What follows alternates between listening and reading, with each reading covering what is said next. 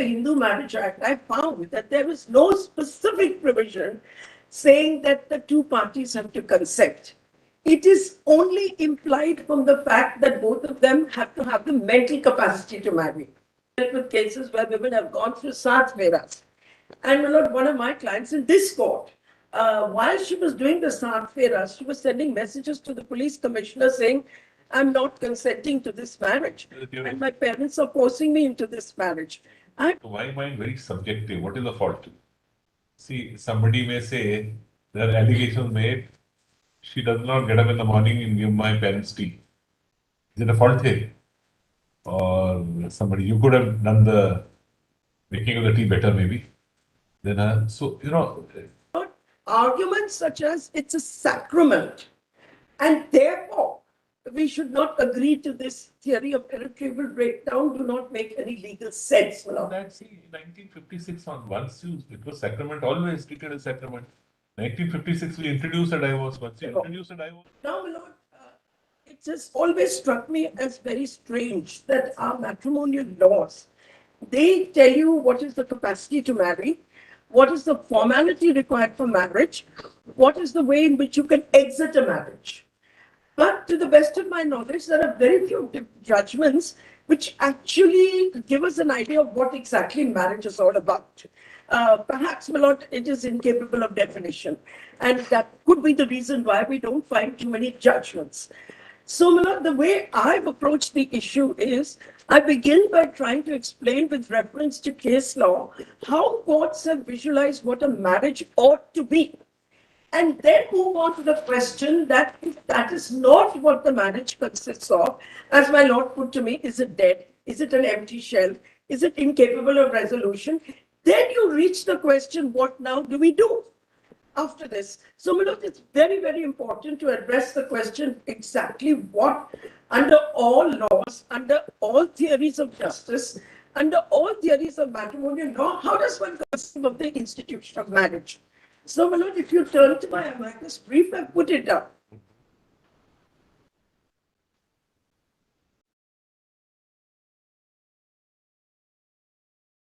So, my lord, if your lordship turns to the second brief which I handed out today, definition of marriage and law governing marriages. Yes. Before answering the question as framed by this honorable court, it is necessary to point out the substance of marriage is a voluntary union that requires consent by both parties.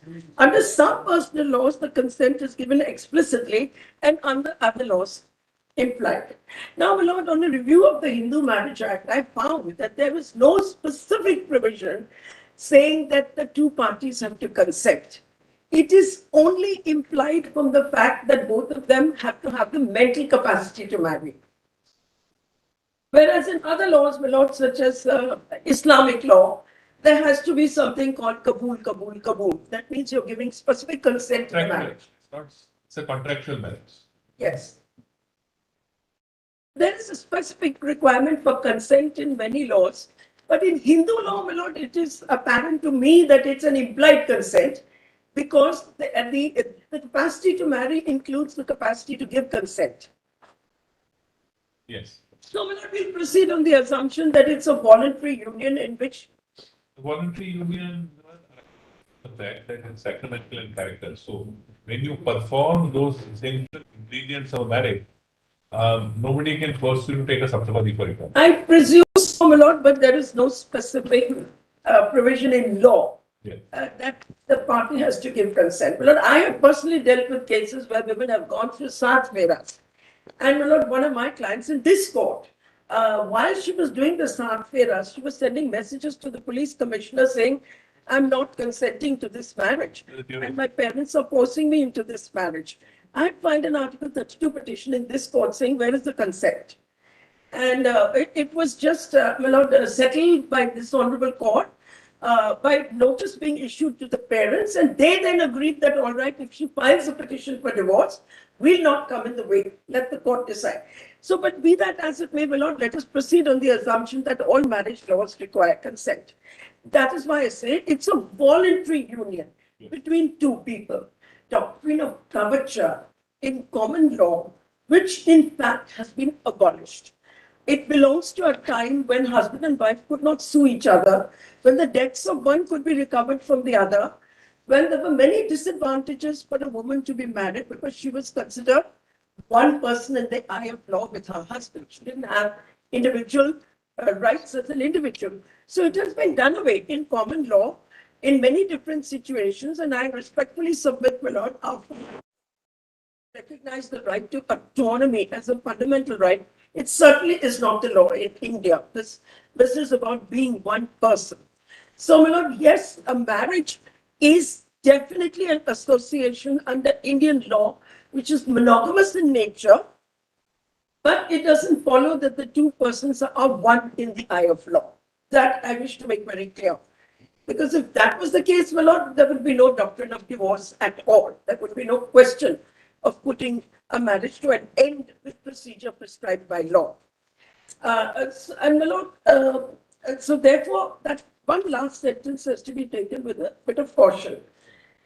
Well, incidentally, I've taken it from the judgment of the Delhi High Court in Harinder Kaur versus Harinder Singh.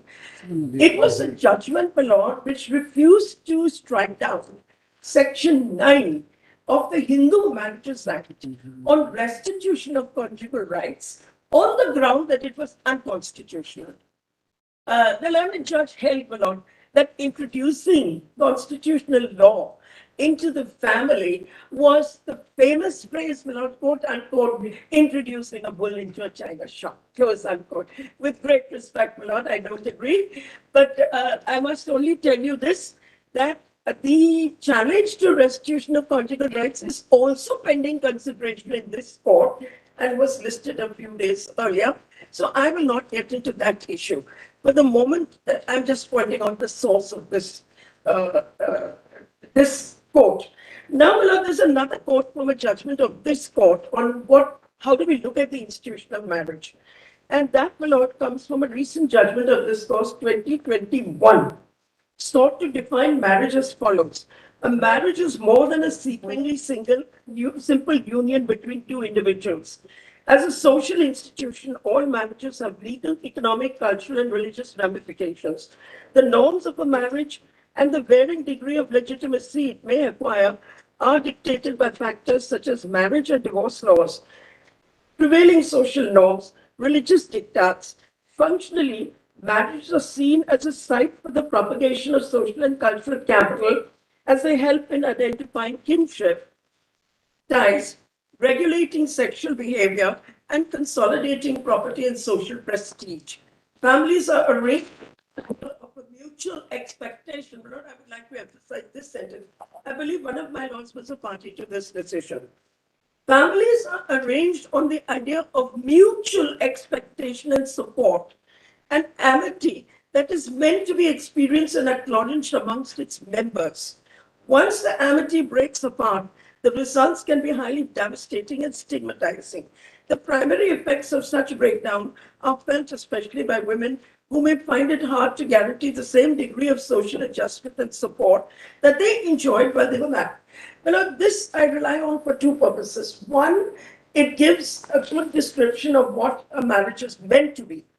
And two, what happens when that amity, expectation of amity is gone. Can you still continue to call it a marriage? That would be how I would address the question, my lord. And if you cannot, then what are the powers of the court to set the marriage legally asunder? Now, my lord, just one comment over here. And my lord, in law, marriage is generally considered a matter of status, and it is considered to be a status in rem rather than persona. Because, my lord, it is a declaration to the world at large that you are entitled to deal with this couple as a married couple. It's like a holding out doctrine. You hold yourself out as a man and wife, and you socialize together, etc. And then, as this court says, it has implications such as legitimacy of children, the welfare of the children, and that is why it's considered a matter of status, not just a matter in persona. Similarly, a decree for divorce is also considered a matter of status. It again is a declaration to the world that I am no longer married to this person. So both are matters of persona, I'm sorry, rem, and both a divorce decree is always considered a decree in rem. That is the status part of it. So, Milord, the one of the sequiturs of this argument would be, why is it that a court of law has to give a decree for divorce? Why is it that I can't agree with my husband that you and I are divorced, and that's the end of it? Because it's a matter of status, because it's a decree in rape. And that is why, my lord, the power to grant a divorce is vested in a competent court of law. So the competent court of law will then look into all these other matters before pronouncing a decree for divorce, because it has ramifications for people beyond the two concerned. All this, my lord, I will link up with my argument that the court ought to grant a decree for irretrievable breakdown, because all the factors that are essential to a marriage have disappeared. They no longer exist. The only question is how to separate amicably. There is no other question for consideration. And of course, the other question for consideration is welfare, more particularly of the wife and the children. I am in strong disagreement with judgments of this court, which seem to indicate, and I believe that the union has filed an affidavit, not in this court, but in the restitution matter, saying that marriage is a sacrament, and it is the public policy of India that we don't break marriages. Well, it is the public policy of many countries in the world. Two different things. Sacramental is how a marriage is made, maybe contractual and sacramental. Whether marriage can break or not is not in doubt with the divorce provisions being there in all the things. Fine. Now, the issue is that under the Hindu Marriage Act, the divorce is, the whole thing is based on a fault theory. That if you have that fault, you can't take advantage of that fault. I understand. Section 23, subsection 1. Irretrievable breakdown would have been a ground reality of the situation without getting into a blame theory. Yes. They look too good, and it's many cases we come before the court. Yes. Two where we have settled it, we have passed, sent to mediation, worked out a divorce. Two very good people may not be good partners. It's that's one of those things. It's not necessary that sometimes we have come across cases that people have even lived together for a period of time. Then marriage breaks down. So being companion is different. Being married in the rigors of the marriage, how it works out are different systems. Look, I understand that in order to answer this reference, one will have to get into the difference between fault theory of divorce and no fault theory of divorce, without any doubt. But, my lord, it's not such a black and white issue. The way I'm going to present it is there is an overlap between the two. And it's going to be my submission that every marriage where a petition for divorce is filed, and you know from experience, there are allegations and counter allegations. You have never seen a petition in which only one person alleges something and the other does not. There is always that claim and counterclaim by two sides. Then the question comes, are you going to look at the fault theory? Because section 23, subsection 1A specifically says that no party can take advantage of its own wrong. And the fault theory in Indian law is smuggled in through section 23A. No person can take advantage of their own wrong. And sometimes your lordships have used the expression, people who come to court must come with clean hands. That's the limited role of the fault theory. The fault theory has no role beyond that. That's my submission, my lord. Also, to my mind, very subjective. What is the fault? See, somebody may say, there are allegations made, she does not get up in the morning and give my parents tea. Is it a fault theory? Or somebody, you could have done the making of the tea better maybe. Then, so, a lot of them are arising from a social norm. Social norm where you think that the lady must do this or the gent must do this. And from there we attribute faults. So this is another concern I have, that what we attribute as fault is not really a fault, but it's an understanding of a social norm, how a particular thing ought to be done. Changing social. And changing social norms is very important. very rapidly changing norm. Rapidly changing norm in terms of every couple of years this norm changes. That's the ground reality. That is why this court has held that public policy is not frozen in time. Public policy, the West Bengal case, the West Bengal, I forget the exact cause title, but in the, where the Henry VIII clause was challenged in this honorable court, which allowed for unilateral termination of a contract. And the question was, what is the constitutional validity of that unilateral termination law? There, the court has gone into the whole issue of public policy and held that public policy is not something static in point of time. Similarly, social norms are not static in point of time. Social norms change. It is no longer possible to argue a case of this kind or any matrimonial issue by relying on the laws of Manu. About that, my lord, I'm very clear. And therefore, my lord, arguments such as it's a sacrament, and therefore we should not agree to this theory of irretrievable breakdown do not make any legal sense, my lord. That's in 1956 on once used. It was sacrament, always treated as sacrament. 1956 we introduced a divorce. Once you introduce a divorce, that in a sacramental marriage, divorce can take place is known. Question is, in that divorce proceeding, should somebody must be attributed a fault, or if two people can't live together, they go for a consent divorce, which was also introduced after some Yes. stage of time. Now the third scenario is which, well, you may think the other person is at fault. He can't somehow sit face to face with you and spend time with you. So if the court comes to an opinion that this marriage is not capable of any reconciliation, then there's no point in a actually pointless marriage, which is, as you say, the fundamentals of marriage are absent.